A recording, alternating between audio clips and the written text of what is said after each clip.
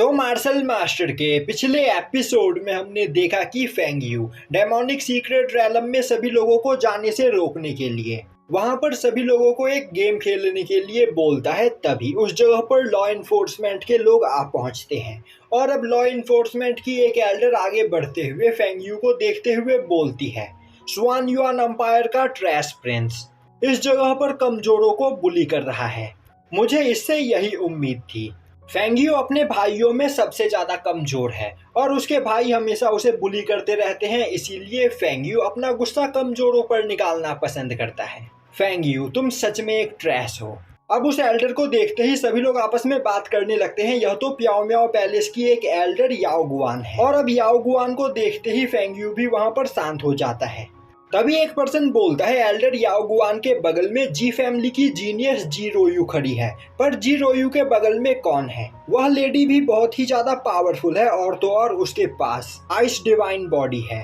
तभी वहां पर खड़ी क्विंसू की नजर क्वीन चैन के ऊपर पड़ती है और अब क्वीन चैन को देखते ही वह क्वीन चैन के पास जाने की कोशिश करती है, पर तभी रोयू उसका हाथ पकड़ते हुए उसे रोक देती है और बोलती है, बेवकूफी मत करो, तुम्हें यहाँ की सिचुएशन को समझना चाहिए। अगर तुम इस तरह क्वीन चैन के पास जाकर उससे बात करने की कोशिश करोगी तो यहाँ पर क्वीन चैन के लिए काफी बड़ी प्रॉब्लम क्रिएट हो सकती है। तभी क्वीन चैन टेलीपैथी का यूज करते हुए क्विंसू से रोयू की बात मानने के लिए बोलता है और उससे कहता है कि अभी क्विंसू को लॉ इन्फोर्समेंट के लोगों के साथ डेमोनिक सीक्रेट रैलम में जाना चाहिए, वह बाद में डेमोनिक सीक्रेट रैलम के अंदर उससे मिलेगा। जो सुनकर क्विंसू तैयार हो जाती है। अब क्विंसू को क्वीन चैन के पास न आते हुए देखकर चैंगसी क्वीन चैन के पास जाते हुए बोलती है, आखिर क्विंसू तुम्हारे पास क्यों नहीं आ रही है? कहीं मुझे तुम्हारे इतना ज्यादा पास खड़ा देखकर क्विंसू तुमसे गुस्सा तो नहीं हो गई, इसीलिए अब वह तुम्हें इग्नोर कर रही है। पर क्वीन चैन चैंगसी की बात पर ध्यान न देते हुए उससे दूर हो जाता है। तभी एल्डर याओ गुआन आगे बढ़ते हुए बोलती है, यह अपॉर्चुनिटी यहाँ पर सभी लोगों को मिली है और सभी लोग इस डेमोनिक सीक्रेट रैलम के अंदर जाकर अपनी कल्टीवेशन को बढ़ा सकते हैं। यहाँ पर तुम्हें कोई भी नहीं रोकेगा और तुम्हें फेंग यू से डरने की कोई भी जरूरत नहीं। तुम सभी लोग इस फॉरबिडन एरिया के अंदर जा सकते हो। यह बोलते हुए वह अपने सभी साथियों के साथ फॉरबिडन एरिया की ओर आगे बढ़ती है। अब यह सुनकर सभी लोग वहां पर काफी ज्यादा खुश होते हैं। दूसरी ओर लॉ इन्फोर्समेंट के सभी डिसाइपल्स लड़खड़ाते हुए उस ब्रिज को वहां पर पार करने लगते हैं। अब यह देखते ही फेंग यू को काफी ज्यादा गुस्सा आता है, पर वह उस जगह पर कुछ भी नहीं कर सकता था, इसीलिए वह अपने सभी साथियों से उस ब्रिज को पार करने के लिए बोलता है। और अब वह जैसे ही अपने साथियों के साथ उस ब्रिज के ऊपर पैर रखता है, वहां पर खड़े होने में भी उसे काफी ज्यादा स्ट्रगल करना पड़ता है, पर जैसे तैसे करके लड़खड़ाते हुए वह भी उस ब्रिज को पार करने लगता है। और अब फेंग यू के वहां से जाने के बाद बाकी सभी लोग भी धीरे धीरे उस ब्रिज को पार करने लगते हैं। तभी यांडान और येमो भी उस ब्रिज को पार करने की कोशिश करते हैं, पर उस ब्रिज के ऊपर खड़े होते ही वह दोनों ही नीचे गिर जाते हैं, जो देखते ही आसपास खड़े लोग उनके ऊपर हंसते हुए बोलने लगते हैं, लोअर रैलम से आए कीड़े मकोड़े हमेशा कीड़े मकोड़े ही रहेंगे। यह लोग इस ब्रिज के ऊपर खड़े होने के भी वर्दी नहीं है। तभी क्वीन चैन उस ब्रिज के ऊपर आकर खड़ा होता है और अब वह यांडान और येमो को वहां पर उठाते हुए उन्हें उस ब्रिज के ऊपर सही से चलने की टेक्निक के बारे में बताता है। अब उस टेक्निक को परफॉर्म करने के बाद ही यांडान और येमो बिना किसी प्रॉब्लम के उस ब्रिज के ऊपर चल पा रहे होते हैं। और अब देखते ही देखते वह दोनों उन सभी लोगों से आगे निकल जाते हैं जो थोड़ी देर पहले उनका मजाक उड़ा रहे थे। वहीं पर उन सभी लोगों के बीच में लीन फैमिली का वह डिसाइपल भी होता है, जो यांडान और येमो को खुद से आगे निकलता हुआ देखकर अपनी पूरी पावर को कंसंट्रेट करते हुए काफी तेजी से उस ब्रिज को पार करने लगता है, जो देखकर यांडान और येमो उसके ऊपर हंसने लगते हैं। और अब वह दोनों क्वीन चैन को एक साथ उस ब्रिज को पार करने के लिए बुलाते हैं, पर क्वीन चैन उन दोनों से आगे जाने के लिए बोलकर उस ब्रिज के स्टार्टिंग पॉइंट पर बैठकर कल्टीवेशन करते हुए उस ब्रिज को वहां पर समझने की कोशिश करने लगता है। अब उस ब्रिज के ऊपर थोड़ी देर तक ही कल्टीवेशन करने के बाद वह उस ब्रिज के लॉ इन्फ्लुएंस को अच्छे से समझ जाता है, जिसके बाद वह बिना किसी प्रॉब्लम के उस ब्रिज के ऊपर उड़ते हुए उस ब्रिज को पार करने लगता है,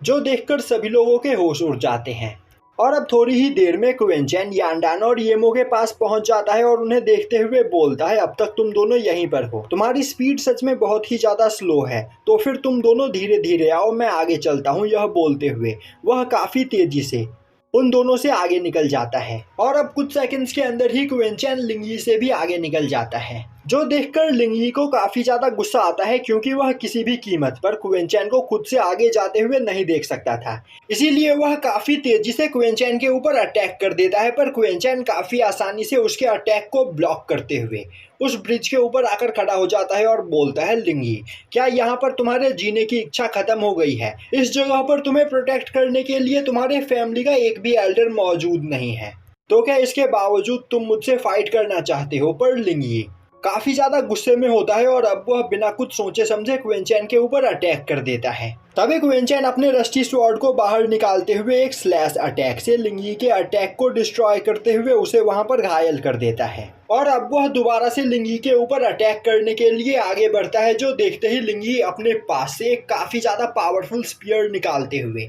उससे लगातार क्विंचैन के ऊपर अटैक करने लगता है, पर क्विंचैन उसके सभी अटैक्स को ब्लॉक कर लेता है और अब वह उसे एक किक करके दूर फेंक देता है। तभी लिंगी के पास मौजूद कई सारे डेमोनिक पिल्स नीचे गिर जाते हैं और अब उन सभी डेमोनिक पिल्स को देखते ही लिंगी एक साथ उन सभी डेमोनिक पिल्स को खा जाता है, जिससे उसके बॉडी के अंदर से काफी खतरनाक डेमोनिक एनर्जी अब रिलीज होने लगती है और इसके साथ ही साथ अब लिंगी की पावर भी काफी तेजी से बढ़ने लगती है और अब लिंगी चिल्लाते हुए बोलता है, मैं एक रॉयल ब्लड हूँ, साथ ही साथ मेरा जन्म अपर वर्ल्ड में हुआ है, तो आखिर मैं तुम्हारे जैसे लोअर रैलम से आए किसी कीड़े मकोड़े से फाइट में कैसे हार सकता हूँ? यह बोलते हुए वह लगातार क्विंचैन के ऊपर अटैक करता है, पर क्विंचैन उसके सभी अटैक्स को डॉज करते हुए बोलता है, बेवकूफ, क्या तुम्हें सच में लगता है कि यहाँ पर कुछ डेमोनिक पिल्स को खाने के बाद तुम यहाँ पर मुझे फाइट में हरा सकते हो? यह बोलते हुए क्विंचैन अपने स्पिरिचुअल स्वॉर्ड से अटैक करते हुए दोबारा से लिंगी को घायल कर देता है और अब क्विंचैन अपने रस्टी स्वॉर्ड के कई सारे क्लोन्स बनाते हुए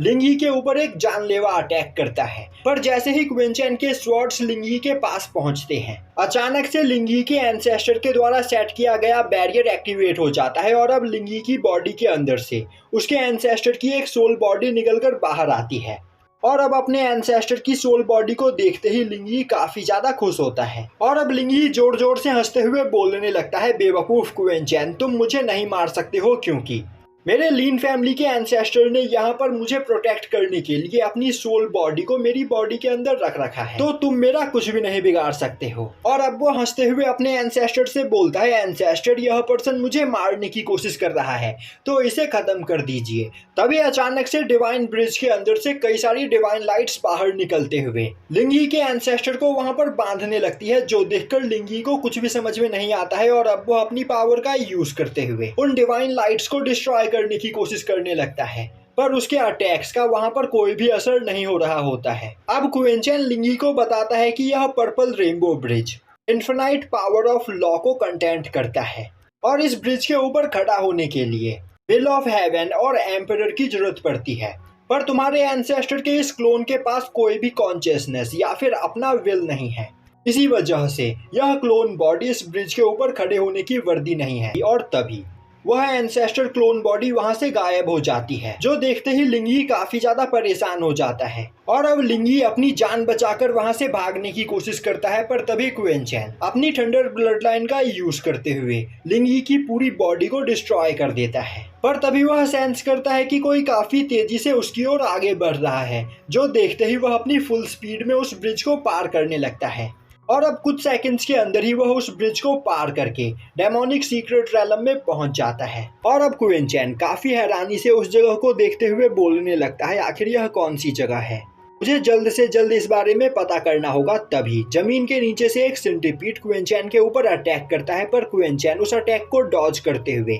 उस जगह से दूर चला जाता है, पर तभी वह अपने चारों ओर कई सारे डेमोनिक मॉन्स्टर को काफी तेजी से घूमते हुए सेंस करता है और अब वह सोचने लगता है यह सभी मॉन्स्टर सच में बहुत ही ज्यादा फास्ट है और अब अचानक से क्विंचैन के पीछे से एक सेंटीपीड दोबारा से उसके ऊपर अटैक करता है, पर क्विंचैन उस अटैक को भी डॉज कर लेता है। अब वह सेंटीपीड गुस्से में लगातार क्विंचैन के ऊपर अटैक करने लगता है। क्विंचैन उसके सभी अटैक्स को डॉज किए चला जा रहा होता है, पर वह मॉन्स्टर क्विंचैन का पीछा छोड़ने के लिए तैयार नहीं होता है। यह देखते ही क्विंचैन अपने रस्टी स्वॉर्ड को बाहर निकालते हुए लगातार उस मॉन्स्टर के ऊपर अटैक करता है, पर क्विंचैन के अटैक से उस मॉन्स्टर की बॉडी पर कुछ खास असर नहीं पड़ता है और अब वह मॉन्स्टर क्विंचैन को खुद से दूर फेंकते हुए दोबारा से उसके ऊपर अटैक करने के लिए आगे बढ़ता है, जो देखते ही क्विंचैन अपने स्पिरिचुअल स्वॉर्ड से उस मॉन्स्टर के ऊपर अटैक करता है, पर वह मॉन्स्टर क्विंचैन के सभी अटैक्स को ब्लॉक कर लेता है। अब यह देखते ही क्विंचैन परेशान हो जाता है और अब वह मदद के लिए हसलमैन को बाहर बुलाता है और यहीं पर यह एपिसोड खत्म हो जाता है।